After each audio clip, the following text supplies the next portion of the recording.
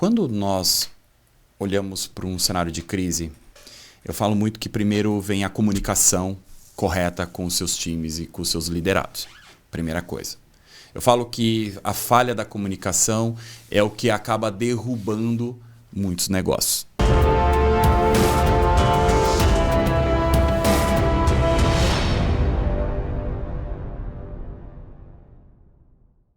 E aí, pessoal, tudo bem? A gente está de volta aqui agora com o terceiro episódio do Fácil Falar, nosso podcast aqui da Midax, nosso canal Excelência-Habilidade. Primeiro, agradecer a todo mundo que está aí, que está assistindo, a nossa audiência que está aí, você que está vendo a gente. O último episódio foi sobre geração de valor e já bombou, a gente já passou de 1.000 visualizações, sou eu aqui. Mais de 1.000 visualizações. Não é?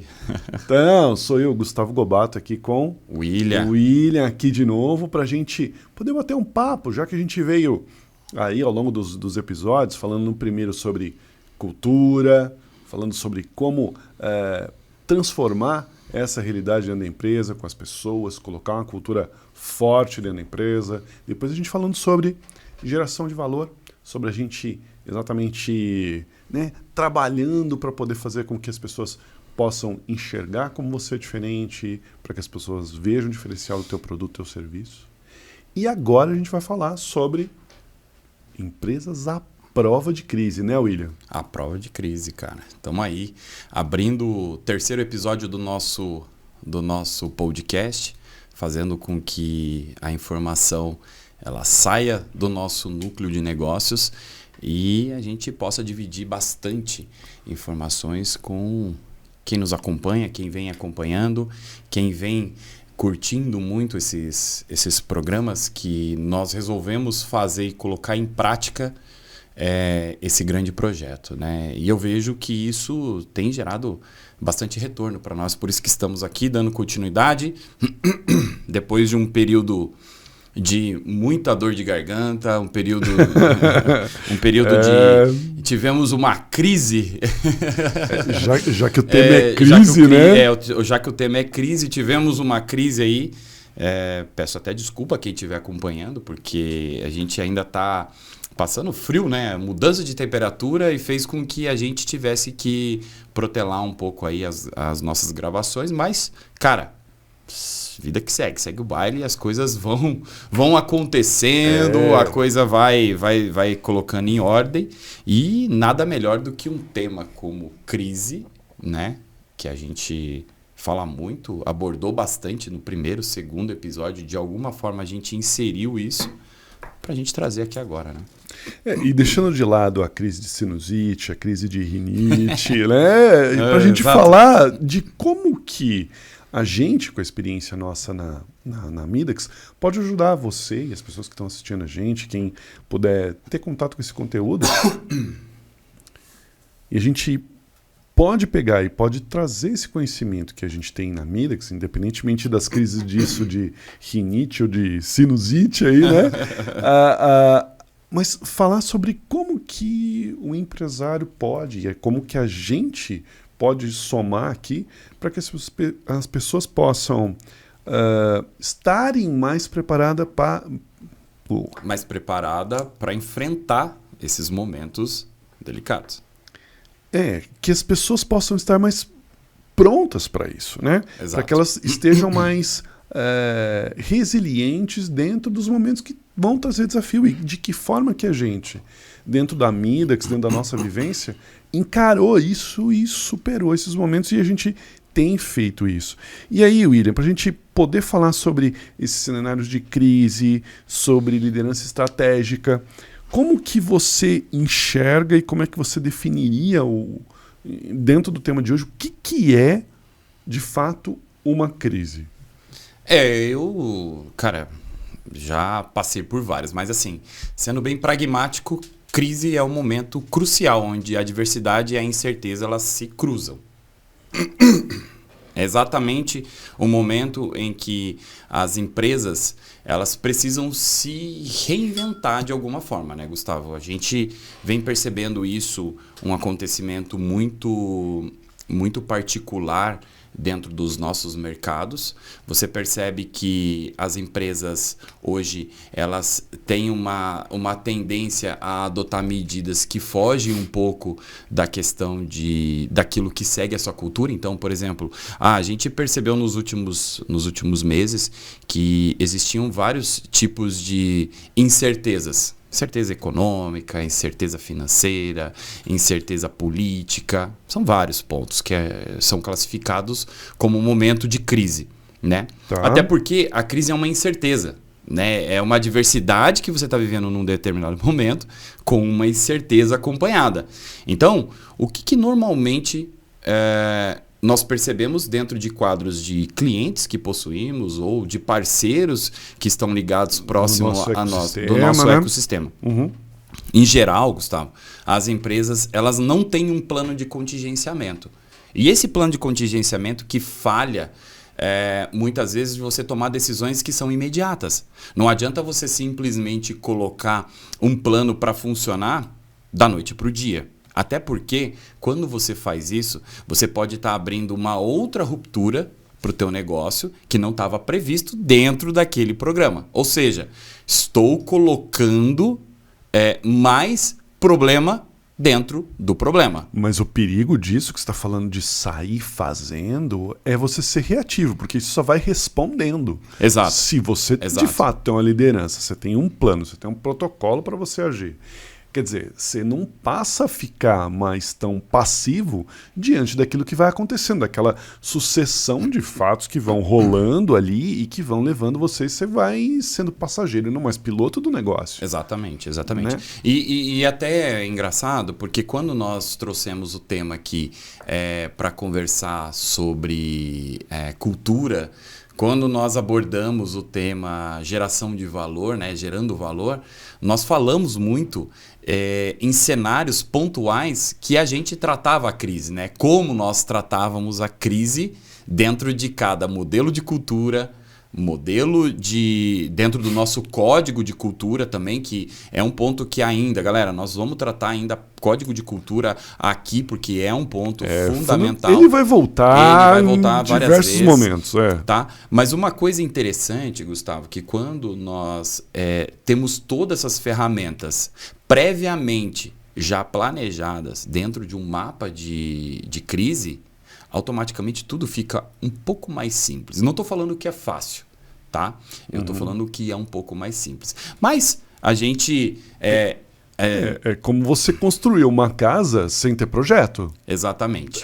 Você até faz. Exato. Mas vai ficar bem mais complicado para subir, né? Mais difícil para subir, exatamente. Então, quando você já tem uma programação, e falo, essa programação, galera, não é uma coisa que foi desenvolvida da noite para o dia. Nós construímos isso quando de fato não tinha nenhum tipo de crise à vista. Apesar que Brasil também, né? Você pode atrás da outra, né? Você pode preparar isso uma atrás da outra. Que quando você pega desde o período que nós começamos a empreender até hoje, nós enfrentamos pelo menos umas 5 ou 6 crises globais e pelo menos umas 6 ou 7 crises políticas no Brasil. Então, assim, tem que ter muita prova de crise mesmo. É muita injeção cavalar para conseguir resolver problemas que, se você não tivesse uma programação, Gustavo, não conseguiria, tá? E aí eu te pergunto aqui, que eu vejo são pontos estratégicos da nossa conversa, do nosso tema de hoje. E aí eu queria puxar mais um gancho que eu acho que é sensível e também ver esse ponto de vista de como... Porque uma coisa, né, Gustavo? Nós já enfrentamos dentro dos nossos negócios diversos tipos de crise. Né? Já passamos bastante coisa. Facilmente. Agora, quando a gente olha para o cenário de crise, eu até guardei aqui alguns temas que são fundamentais dentro da nossa pauta hoje, e eu vejo que isso é fundamental. E aí eu pergunto, como que você acredita que as crises podem impulsionar o crescimento e a transformação em diferentes aspectos da vida e dos negócios? Você vê que ele fez a lição de casa. Você vê que ele trouxe hoje a pergunta certinha. Ele sabia o que ele queria perguntar. William, eu acho o seguinte... Na verdade, a crise, ela te faz ver aquilo que a bonança não não deixa. Então, aquele período que está favorável, você está surfando, está tudo favorável para você, você não presta atenção em certas coisas. Uma crise faz você ficar mais atento, mais alerta. No Covid, por exemplo, você pegar uma empresa como o Airbnb, ela pega o momento que ninguém está saindo de casa, ela se reinventa, olha para si e ela tira tudo aquilo que não é o core dela. Então, tudo aquilo que foi agregado, sabe? Já que a gente falou de construir casa, todos os puxadinhos que o Airbnb foi fazendo, ele foi eliminando para que ele ficasse mais eficiente, para que ele pudesse ter mais foco. Então, uma crise não é que ela vai pegar, ela vai destruir o seu negócio. Se você não tiver um plano, realmente, você pode ir com ela. Mas se você olhar para ela com clareza, com firmeza, com liderança, pode vir Covid, guerra, crise financeira, impeachment, inflação. Isso torna um empresário mais calejado e melhor para o momento que vai vir na frente. É um mar revolto. Sim, mar revolto. Que faz o marinheiro ficar mais forte. Mais forte, né? Exatamente. Resiliência aí, que eu acho que é a palavra. Mas eu, Gustavo, pegando um ponto nesse tema que você está falando, eu sempre brinco que a crise, né, ela depende muito do exagero de quem recebe, da percepção de como é aquele momento de crise. Eu falo assim, por exemplo, uma chuva para um peixe é uma coisa normal. Agora, para uma formiga, cara, é uma crise realmente que pode desmanchar o formigueiro. Ou seja, não é simplesmente tratarmos tudo como... Eu vejo, às vezes, a gente trata tudo como crise. Exatamente. Banaliza. Acaba entrando num ponto de banalização. Existem regras, fatores e estrutura para isso, entende? O que é instabilidade e o que é crise para valer. Exatamente. O que é, de fato, algo que vai acabar fazendo, e acho que vale você trazer isso aqui, William, porque se você pega os Estados Unidos, por exemplo, eles nunca viram o que é viver com inflação, com juro alto, coisa que aqui no Brasil a gente vive constantemente. Direto, é uma coisa que é constante. Os caras estão dentro de um momento lá que eles chamam de policrise. Putz, o Brasil vive policrise, quer dizer, desde sempre. Dentro do momento que a gente empreendeu aqui, quantas a gente já passou? Então, os caras lá estão vendo essa chuva de maneira diferente para quem quer peixe, quem é formiga. Exato. Então, mas me fala um pouco mais sobre isso. O que a gente pode encarar como crise de verdade? A crise de verdade, para mim, Gustavo, assim, eles são elementos, né? Jim Collins, ele fala no livro dele que existem vetores de crise já por tipo. Não dá para você criar muito fora daquilo, né? Econômica, crise financeira, crise política, crise legal, crise de pessoas, que é de mão de obra, né? Ou seja, isso são fatores que nós acabamos vivendo muito constantemente, porque assim, alguns anos atrás a gente acabou vivendo uma faixa onde a empresa se desenvolvia mais, os negócios acabavam se desenvolvendo de uma forma muito mais estratégica, porém nós tínhamos necessidade de um acompanhamento de mão de obra, de intelecto. E aí você falava assim, poxa, tá bom, resolvi o problema intelecto.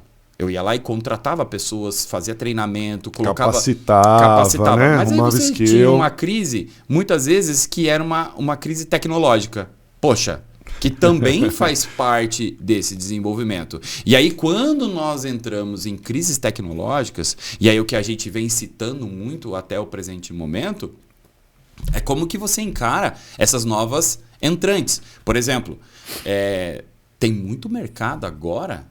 Gente, confia. Esses mercados que estão sendo afetados em cheio, por exemplo, por IA, a gente já vinha fazendo previsões lá atrás em conversas, em podcasts que nós participamos, ou até mesmo... Crises que a gente... Exatamente, em crises que nós vivemos. E nós tivemos que fazer readaptação do nosso negócio há 4, 5 anos atrás, onde a gente já embarcava inteligência de máquina embarcada. Só que agora, de 6 meses para cá, Gustavo... o negócio pegou outro rumo. Tá? E aí eu vejo que tem muitas empresas sendo afetadas em cheio. Por quê? Se você pega um escritório jurídico, por exemplo. Poxa, interpretação de contrato, meu amigo. A gente está fazendo hoje tudo com opinião direta do Bard, do ChatGPT, automaticamente dando e esclarecendo pontos que antes você tinha que apontar junto com o seu advogado. E imagina o ganho de produtividade, de velocidade. Quer dizer, você tira lições lá atrás, não é só você pegar e ser eu estou tomando porrada diante da crise. Não é isso. É o que você faz diante disso. Exatamente. Como você reaproveita isso, como você reaproveita, como é que você transforma isso. Exato. E faz diferente. Então você vai ficar dependendo, enquanto todo mundo pode já acessar esse tipo de tecnologia, como o Bard ou o ChatGPT, por exemplo, e você resolver isso em minutos, segundos, uma análise que poderia levar dias, que você poderia, só citando um outro exemplo, teve uma situação muito particular recente, que nós fizemos toda uma avaliação contábil com um prompt bem colocado na plataforma. Ou seja... nós não descartamos a inteligência do profissional contábil, mas nós chegamos para conversar com ele com uma opinião diferente formada. Quer dizer, você se embasa mais para você poder dialogar e você poder ter condição de você falar de igual para igual. Então, né? Gustavo, o que é legal, o que antes era uma consulta no Google, que ficava a teu critério, você decidir filtrar, quais pontos você tinha que filtrar, qual link você acessava... Os IAs eles já estão entregando para você dentro de uma resposta estruturada e com uma linguagem neural e natural muito mais próxima daquilo que você teria condições de fazer junto com o teu contador ou com o teu advogado, até médico, tá? Agora me fala o seguinte, porque na verdade assim, o Brasil hoje ele está em 60º lugar no mundo, apesar de ser uma das maiores economias do mundo, está entre as top 10 aí do mundo, e está no 60º lugar de produtividade. Agora você fala para mim que o que levava uma semana para você pegar e você ter uma consulta como essa, você resolver em minutos, o que vai levar, não apenas o próprio Brasil, como o planeta como um todo, para um outro caminho de produtividade. E aí você não está preparado. Exato. Como assim? Como assim? Você não pode não estar preparado. Então você pode se qualificar, pode isso, pode aquilo, mas, cara, isto é uma revolução, não é uma evolução. E que aí você vai ter que, aí sim, encara como uma crise tecnológica. Ou você se adapta, ou você vai ficar de fora. Não tem jeito. E a gente veio fazendo isso ao longo do tempo, embarcando. Machine learning, deep learning, a gente foi colocando isso dentro do nosso dia a dia. Do nosso modelo de negócio. Você vê que é engraçado, porque agora, nesse momento, a gente passa por um cenário muito de incerteza global por conta dos empregos que estão sendo ameaçados diretamente por inteligência artificial. Sim. Tá? Nós temos dados aqui que empresas sucumbiram em 2 meses de GPT, que entrou isso na versão 3, que ele tinha um sistema de linguagem ainda de comparação e offline baixo. Agora nós já temos no Brasil o experimental 1 do Bard, que já vem online e com uma linguagem natural muito mais aproximada, até porque ele vai buscar as suas preferências. Então, galera, pensa o seguinte, você frequenta lugares, você faz comentários, você permanece um tempo dentro de uma localidade, você tem uma série de comportamentos, e uma coisa que uma vez você disse para mim, que rede social é aquilo que você gostaria de ser e o Google é aquilo que você é. Você pergunta pro Google exatamente. Aquilo que você de fato é, aquilo que você tá assim, como tirar uma unha encravada. Você fala o que você é. Aí, né? E a rede social é o que você quer mostrar para os outros. Exatamente. Né? Aí você pega, Gustavo, construindo sobre isso, o Bard, ele simplesmente reúne essas informações, ele organiza isso. Tá conectado com elas, né? Ele tá conectado com essas informações e ele já traz para você, dentro de uma linguagem mais natural, aquilo que você quer saber, através de informações. Então, por exemplo, quando você fala sobre produtividade, vai acontecer o seguinte, quem souber usar, vai aproveitar muito bem a produtividade das ferramentas e vai melhorar muito, que é o nosso caso. E Sim. não é que nós, galera, presta atenção, somos expert no assunto. Estou sendo bem claro. Quem disser que é também... E quem disser que é também está inventando, porque é um negócio que tem 8 meses que está altamente difundido. E detalhe, não é que IA começou agora. Nós falamos de Watson há 10 anos atrás. Ou seja, só que quando nós olhamos para a velocidade que isso deu, nós estamos falando de 8, 6 meses oficialmente aí que a coisa deu uma tracionada forte. Sim, até o pessoal do próprio Google, por mais que tenha mais de 10 anos isso, que teve lá aquele episódio dos computadores que começaram a conversar entre si, criar uma linguagem própria, eles tiveram que ser desligados, isso tem quase 10 anos, deve Exatamente. ter uns 8 anos mais ou menos.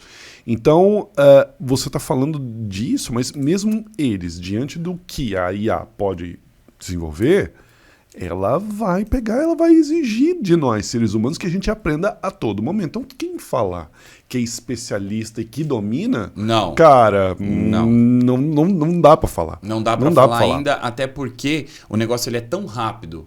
É tão veloz as trocas que vêm acontecendo e o formato que isso está sendo entregue para as pessoas, que neste momento nós estamos vivendo ainda pessoas que ainda estão entendendo como é que faz prompt para fazer perguntas corretas para as máquinas. Sim. Ou seja, nós não estamos desenvolvendo tecnologia, nós estamos implementando linguagem natural nelas. E elas vão cada vez mais aprender com a gente e cada vez vão melhorar. Tanto que quando você entra nessas plataformas, perceba, você tem que pôr um 0 ali. Um 0 é quando você dá o login. Então você entrou, toda pergunta que você faz, ela registra. Ela já sabe quem que você é. E aí automaticamente ela vai subindo para uma linguagem natural a ponto de você começar a fazer perguntas e as respostas que a máquina começa a te entregar, ela é muito parecida com você.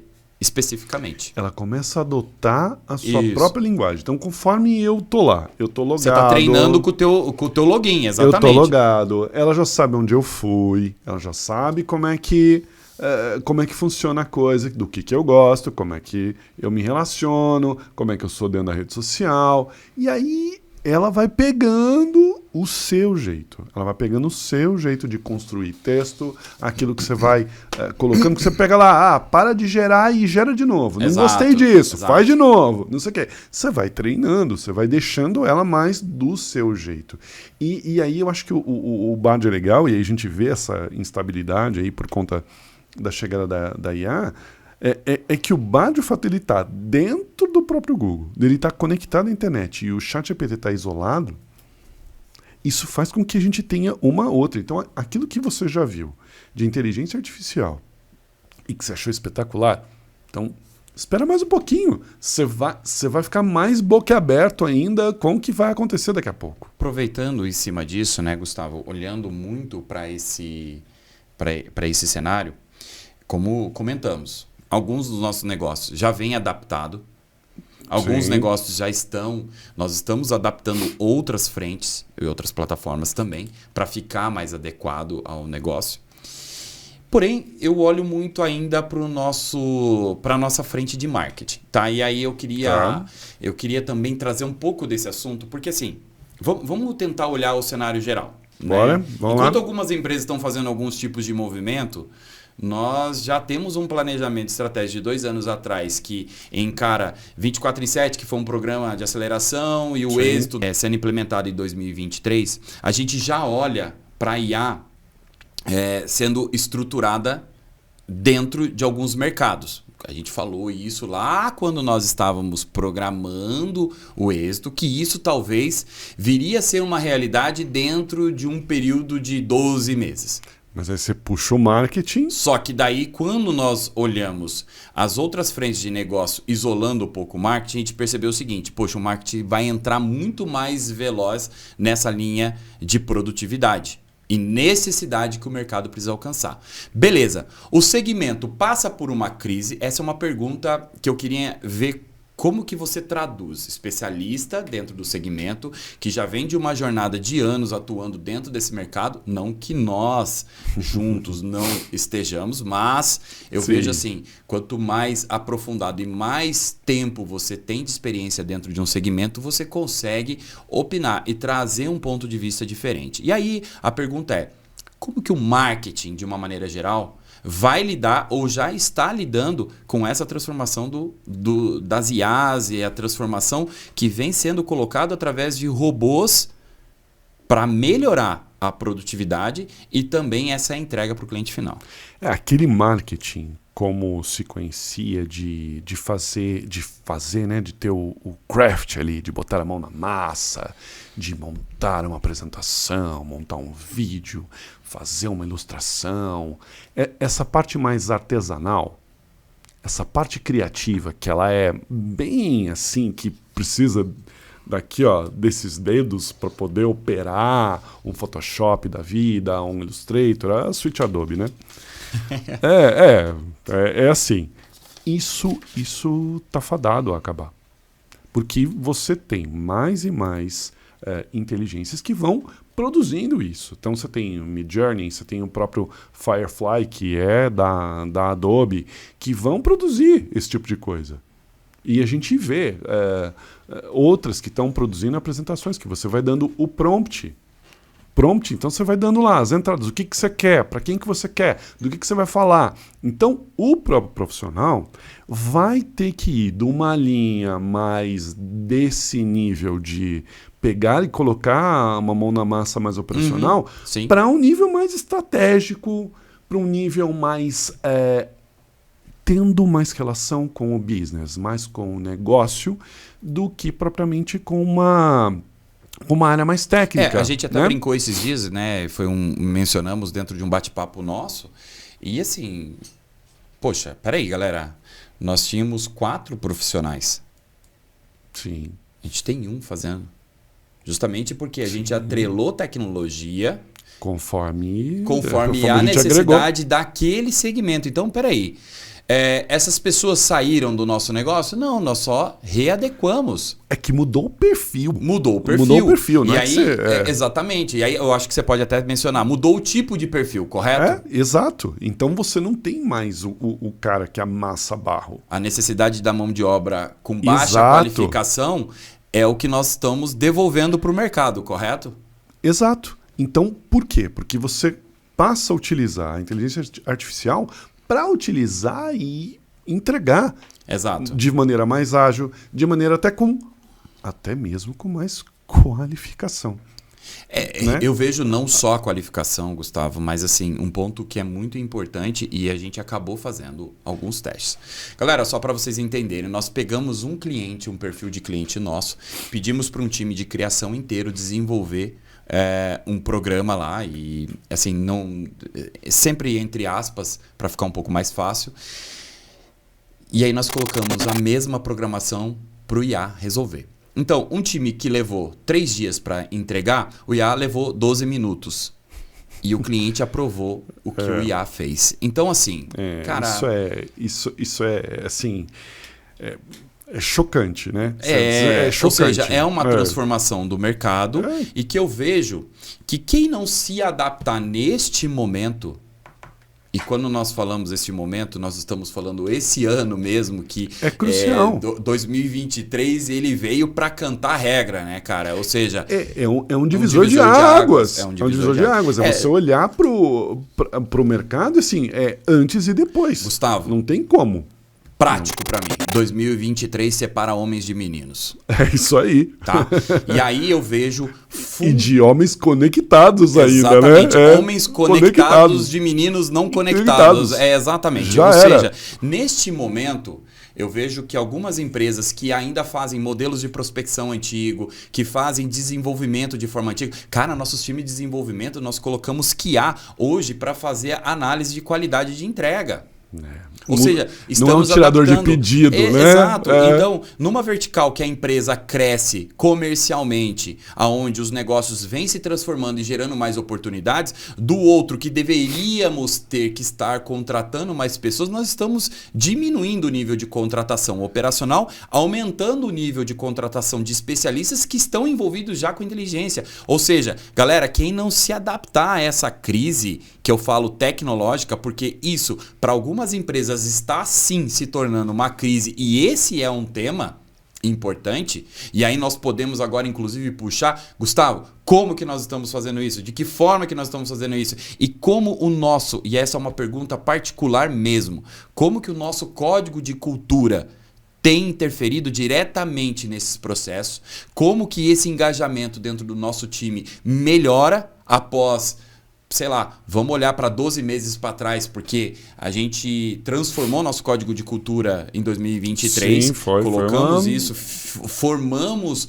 um time mais robusto com uso de tecnologia, mas porém tivemos que colocar o código de cultura para funcionar. E como que o código de cultura atrelado a essa adoção, essa adoção da IA e tecnologia, esse momento de crise que a gente vem enfrentando, tem revolucionado nossos negócios, cara. Ou deixando claro para os mercados, né? Mas a gente falou aqui sobre formar marinheiro mais resistente pro mar revolto. Ah, legal. Aí você tá no meio do mar revolto e aí você tem gente remando na outra direção. Não dá. O código de cultura vem exatamente para falar assim, galera, é para lá, é isso que a gente acredita, todo mundo tem que remar na mesma direção. Se você não quiser ir para esse caminho, não tem problema. Não tem problema. Você vai encontrar um outro lugar que vai pegar e vai acreditar naquilo que você também comunga da mesma fé e tudo bem, tudo certo. Vai ter um outro lugar que vai querer ainda funcionar daquela maneira, mas cara, para ir nesta linha, para a gente poder adequar a IA, cara, eu vejo o exemplo lá da Coreia, bicho, porque você tem um lugar que também tem inflação, corrupção, crise de credibilidade. Meu, que os caras se transformaram num negócio absurdo em relação à tecnologia. Então, você vai ter que ter esse alinhamento cultural, mas você vai ter que ter qualificação, porque os caras na Coreia foram para a linha de qualificação e produtividade. Então a gente vai ter que ter gente mais qualificada, por exemplo, para poder lidar com essa IA, para dar o prompt certo, para poder fazer com que o resultado esperado possa chegar nos 2 minutos. Só um parênteses em cima disso, e aí porque quando você fala dar o prompt certo, é você fazer as perguntas corretas, correto? Exato, você orientar a IA. Do mesmo jeito que você tem que orientar um time, você tem que orientar a IA para ela poder te entregar a saída correta, ela vai ter que te entregar aquilo que você espera. Então você vai ter que ter o código de cultura para fazer todo mundo remar na mesma direção. Você vai ter que ter qualificação buscando eficiência, produtividade, e você tem que ter um código de cultura. Senão, você vai ter um time desalinhado, cada um apontando para um lado. Então, cada vez mais, para você ultrapassar um momento de turbulência, você vai ter que ter um time com uma cultura mais forte e mais direcionado para o mesmo objetivo. Eu pego um parênteses aí, porque o código de cultura ele transforma o nosso negócio dentro daquilo que a gente construiu como estatuto, né? Ou seja, nós construímos um estatuto com uma base muito forte, e quando você olha para o nosso estatuto, automaticamente você tem ali todas as análises de prova de crise. Ou seja, quando entra uma crise econômica, uma crise de tecnologia, uma crise legal, quando você tem uma crise de pessoas, reputação. Crise de reputação, todos os tipos de crise, como eu disse, mapeado em Jim Collins. Galera, Jim Collins é um livro excelente para você entender tendências e processos de crise, como que as empresas enfrentam isso. Eu lembro que um tempo atrás nós tivemos aqui tive um podcast, um webinar que participou, e era justamente com esse mesmo tema, né? E aí eu falo... porque as crises vão, elas voltam, né? E aí uma pergunta que foi feita por um parceiro nosso, ele falou assim, William, eu falei, olha, quando você busca excelência em algum determinado assunto, você tem que falar acima de 10 mil horas em determinado tema. E aí eu lembro que esse parceiro colocou a prova e questionou. Ele falou, William, mas tem um estudioso, e ele falou o nome lá, que ele falou assim, você consegue aprender qualquer assunto em 20 horas, né? Daí eu falei assim, poxa, aí, hoje, olhando para quase um ano depois dessa conversa, entende como muda muita coisa? Hoje eu falo que qualquer pessoa com um smartphone na mão tem mais informações do que Napoleão, né? Ou seja, e ele consegue fazer muito mais na nossa geração. Então, quer dizer, poxa, nós somos muito bem agraciados com a quantidade de informação que nós temos hoje em mãos para a gente poder tomar decisão.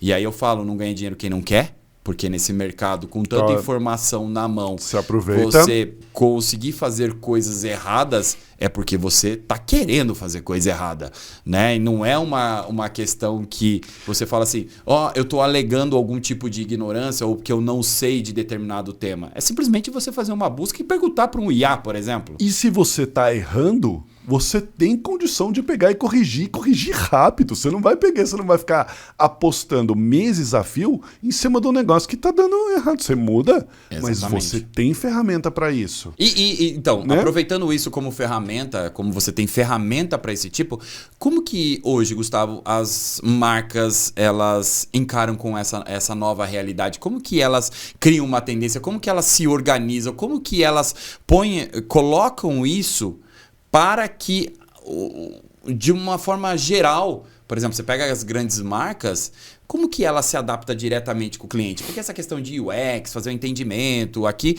eu estou perguntando isso de uma forma muito para cima aqui, a gente sabe como resolver, porque é o que a gente acaba usando, a gente faz mas é mais para contribuir com a pessoa que está aqui acompanhando a gente, você falar, cara, como que as grandes empresas, nós, como uma grande empresa também, utilizamos as ferramentas corretas para fazer com que nossos produtos fiquem muito mais admirados ou também muito mais usuais nesse tempo? Cara, a primeira coisa é você olhar para o cliente. Primeira coisa, experiência do cliente. Você poder olhar e entender, já que a gente falou de geração de valor no último episódio, legal. Então, dentro do que o cliente valoriza, como é que você está entregando e como é que está sendo essa experiência dele? Segunda parte, processo. Como é que está teu processo? Como é que está a coisa? E aí você olha resultados. Você tem que ter monitoramento constante, você tem que ter governança de dados, você tem que ter uma série de condições de você poder fazer esse acompanhamento. E aí, na hora que você olha para o marketing, para essas marcas, é inovação. Não tem jeito, você não escapa. Inovação é uma questão de sobrevivência hoje. Ou você se reinventa e pega essas ferramentas que você tem acesso para você transformar isso e levar para uma direção aí diferente do que você fez até hoje, deixar o passado no lugar onde ele tem que ficar e você perceber que daqui para frente vai ter que ser diferente. Depois, dá uma olhada. Tem uma certificação, tá? uma pesquisa que chama Timelens Future Proof Score. Então, assim, ele cria um score para empresas que estão à prova de futuro. Como é que elas se prepararam para isso em relação a pessoas, à inovação, à adequação a um novo ambiente, a uma nova realidade. Então, o que vai fazer uma marca poder chegar e ter uma visão de longo prazo é a capacidade dela não de ficar preso a uma mentalidade antiga que ela sempre fez de um determinado jeito. Uma indústria não pode ficar presa naquilo que ela sempre fez. Ela vai ter que parar, olhar, refletir e fazer diferente. Uma coisa que eu vejo, né? A gente brinca muito, são os dinossauros de piercing, né? Isso... Eu sou velho, mas sou modernão. Eu sou modernão. Né? Sou modernão. Tá cheio no mercado, pessoas que procuram, falam assim, poxa, nós aqui inovamos e colocamos e fazemos e pintamos. Gustavo, cara... Mas William, pô, você é um cara que tem uma experiência absurda, que você já... Cara... Você já participou da venda de acho que umas 7 empresas. Eu acho que você já viu quebrar mais outras tantas, acho que. Participei, né? Participei. Não é que eu estava na torcida olhando. Claro, né? que não, né? Claro que não. Mas você também fez muita coisa, tipo, empresa sair do 0 para 1 milhão. Você tem tudo isso dentro da tua bagagem. Cara, e o que... Beleza, a gente tá falando sobre tudo isso. Mas qual que é o papel da liderança? Porque, beleza, tá lá, nós fazemos assim, nós vamos continuar assim. Mas se um líder não pegar e não falar assim, nós vamos para esse caminho, a empresa não vai. Qual que é o papel do líder nesse sentido, para a gente poder entender? Sensacional, Gustavo. Eu falo assim, quando nós olhamos para um cenário de crise, eu falo muito que primeiro vem a comunicação correta com os seus times e com os seus liderados. Primeira coisa. Eu falo que a falha da comunicação é o que acaba derrubando muitos negócios, tá? Mas eu classifico, e uma coisa que eu sempre utilizei é assim, existem os maus, os bons e os excelentes, tá? Minha classificação e a minha análise é sempre em cima disso. Então, quando eu olho para os maus eles nem deveriam estar na empresa. E começa por aí, e que isso, galera... Você promove para o mercado. Eu promovo para o mercado. E tem gente que contrata, e contrata para valer, tá? Mas olha só, aquilo que muitas vezes não cabe mais é uma oxigenação que acaba acontecendo naturalmente. Porque ano após ano, o time com treinamento, com a quantidade de aprimoramento que acontece e os programas que nós colocamos de desenvolvimento para as frentes de negócio, elas vão moldando os colaboradores. A galera que está ali, ela vai tendo que entregar mais. É os seus 20% a cada ano. Né? Ou seja, a cada ano você tem que entregar 20% a mais. E se você não entrega, você vira mal. E os maus, normalmente, ele tem uma tendência a sair naturalmente para o mercado. Tá? Agora, quando você fala dos bons, os bons, eles estão ali, ele faz o feijão com arroz, ele entrega, mas ele entrega também com muita reclamação, ele entrega dentro do perfil dele. Mas, Gustavo, é esperado, ele né? é dentro do esperado. Dentro então, esse tipo de comunicação, normalmente, nós entendemos que esses profissionais eles estão ali numa fase de transição. Dentro dos quadrantes lá que nós avaliamos, ele ainda está se movimentando dentro do tabuleiro. Por quê? Ele está começando a entender qual que é o perfil dele.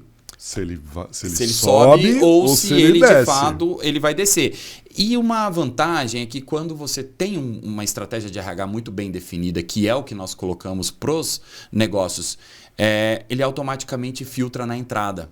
E aí começa a facilitar a nossa base de comunicação. Aí volta o código de cultura lá, exatamente. Tendo que ter muita clareza para você saber quem entra. E quando você tem profissionais que não concordam com alguma coisa, eles têm o direito de falar do que eles não concordam e tentar trazer para um debate muito saudável e que a gente promove isso, até porque é uma empresa que nós ouvimos todas as pontas até para fazer as correções que são necessárias. Claro. Mas o que nós buscamos? Nós buscamos profissionais que são excelentes.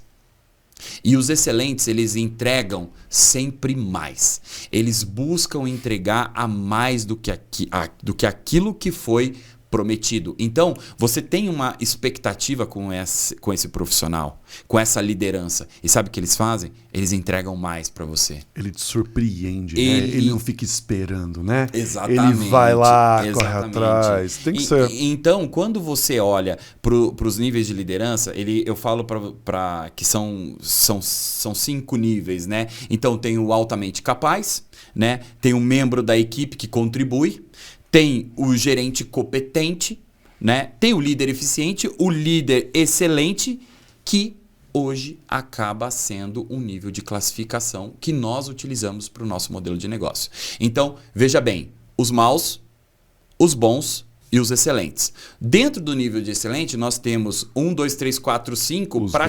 Exatamente. Então, não é somente a pessoa ficar dentro de uma categoria dos 10 mais que eu falo. né? É ele ser um nível 5 dentro dos 10 mais. É isso que a gente busca constantemente. Quando você tem esse tipo de profissional, o que acaba acontecendo? O teu time tem uma entrega diferente, uma agilidade diferente. Você coloca um código de cultura, esse time absorve, transforma e faz todos os seus valores que estão ali virar resultado. Então, automaticamente, quando você se depara com uma grande crise, com um grande momento de instabilidade, sabe o que a galera fala para você? Fica tranquilo. E é isso que faz a diferença. Eu lembro que no começo do ano nós tivemos várias incertezas sobre alguns cenários e, enfim, e 2 líderes nossos chegaram e falaram assim, fiquem tranquilo, foi mesmo. Só mais um ano e nós vamos entregar os nossos 20% a mais, vamos capacitar nosso time e vamos fazer aquilo que está dentro do nosso programa de entrega. Porque ele encara isso, esse líder excelente, ele encara como algo normal. Ele não é um cara que vai ficar acomodado. Não é um cara que vai ficar no cantinho, que vai ficar se escondendo, né? Exato. E Gustavo, não é assim. É uma pessoa que ela é inconformada. Ela não vai pegar e ficar ali satisfeita com aquela situação. Ela vai pegar, ela vai buscar. Exatamente. E quando você falou das empresas que quebraram, das empresas que foram de 0 a 1 milhão, cara, todos esses cenários. Sempre busquei as lideranças fortes para estar junto e para poder entender que momento de incerteza não significa momento de fraqueza, tá? E isso fez a mudança de jogo. Porque assim, você pode até estar incerto, mas se você não estiver confiante, estiver fraco diante daquilo que está acontecendo, meu amigo, não há projeto que saia do papel. Não sai. E também se sair, se a galera continuar com medo, não executa. Não executa, porque sempre vem o ponto de instabilidade e incerteza.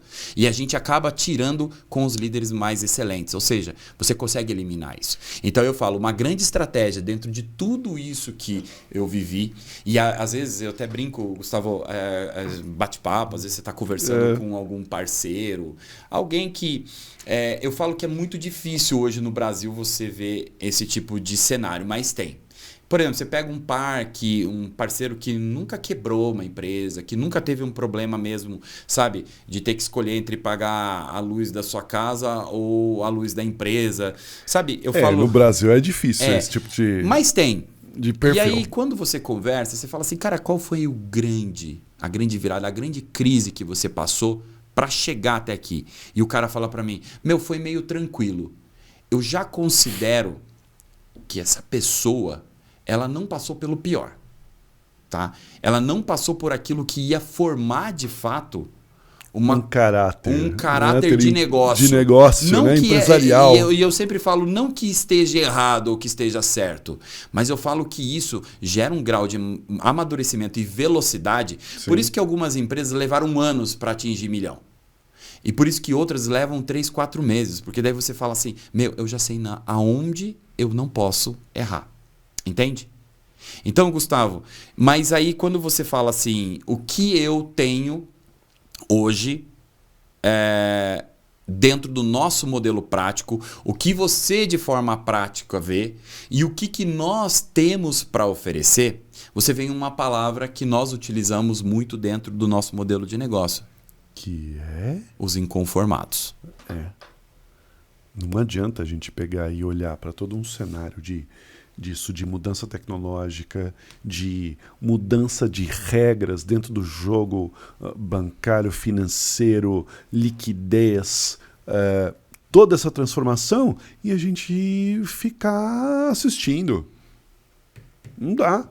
Exatamente. A gente tem que pegar, a gente tem que ser inconformado. Mas aí, inconformado, a gente vai pegar um líder que vai ter que ter algumas características e vai ter algumas coisas que a gente vai ter que conversar e aprofundar um pouco mais. Nosso próximo episódio vai ser o nosso tema do 4º episódio do Fácil Falar, que é inconformismo. Inconformismo que faz as pessoas terem plano de ação. Eu sempre digo que o inconformismo, e isso é uma máxima do nosso negócio, inconformismo gera plano de ação. Gustavo, Hoje eu olho para uma crise como uma oportunidade de desenvolvimento. Eu vejo que tempos difíceis virão constantemente. Isso não vai fugir de quem empreende no Brasil ou quem quer empreender. Se você acha que tudo vai ser lindo, maravilhoso, que é fácil você abrir um CNPJ, galera, é rápido. 2 dias você faz isso. E no banco abrir uma conta é fácil. Tranquilaço. Tranquilaço. O problema é quando o mercado joga contra, o governo joga contra e muitas vezes até quando você não tem um código muito eficiente de cultura, também joga contra o teu negócio, tá?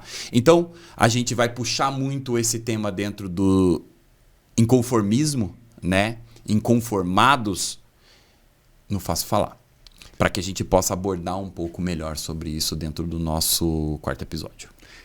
E aí a gente vai falar um pouquinho sobre essa postura mais confiante, sobre essa postura de não ficar complacente, né? Diante da situação, ficar só olhando, ou ser pessimista, ou pegar e deixar com que todas as notícias também acabem levando você para o outro lado, mas para que você tenha certeza daquele plano de ação que você está colocando. Então, William, queria te agradecer, cara, foi uma aula hoje, vocês viram que eu deixo ele falar, né?